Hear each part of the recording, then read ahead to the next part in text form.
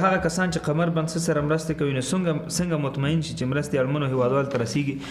دا تر ټولو بهترینه پوښتنه ده. بالکل زه په ډېر سختیو پیسې ګټم او زه ولې دا پیسې قمر بنسټ ته یا نور بنسټونو ته واستوم تر څو پورې زه اطمیناني نه یم. دا زما پیسې د قمر بنسټ ته کارمندانو جیب ته ورځي، دا زما پیسې قمر بنسټ پې څه کوي، ځان ته پې تجارتونه جوړوي، څه کوي. بالکل دا بهترینه پوښتنه ده او حتما به ستا په ذهن کې دا پوښتنه هم راځي.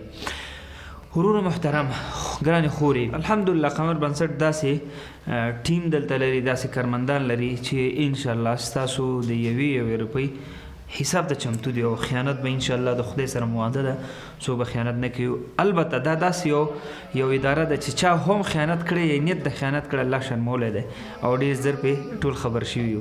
نو دا مواده در سره ونو که ستاسو مخکې مې هم درته ویل قانع کننده جواب مو ترلاسه نه کړه، ولې دا هم در سره کوی شو چې کله هم مرسته رالیږئ غواړئ بیرته شخصي ویډیو غواړئ، شخصي ویډیو ته هم در استولی سو. همدارنګه که چېرته تاسو هلته ټولنې تاسو هلته فرض کا کمیټي مساجدو کې تاسو کولی سئ خپل نوم راته راولیږئ، مرسته مو 10 نفرو ته وي یا 10 کورنیو ته وي، مرسته مو 50 کورنیو ته وي، چې کوم مقدار تاسو انتخاب کړئ هغه ستاسو مرسته به هغه مقدار ته موږ ورکړو. ستاسو د کمیټي نوم یا ستاسو د ټولنې نوم به موږ ضرور انشاءالله اخلو، دې ته موږ حاضر و مشکل نشته.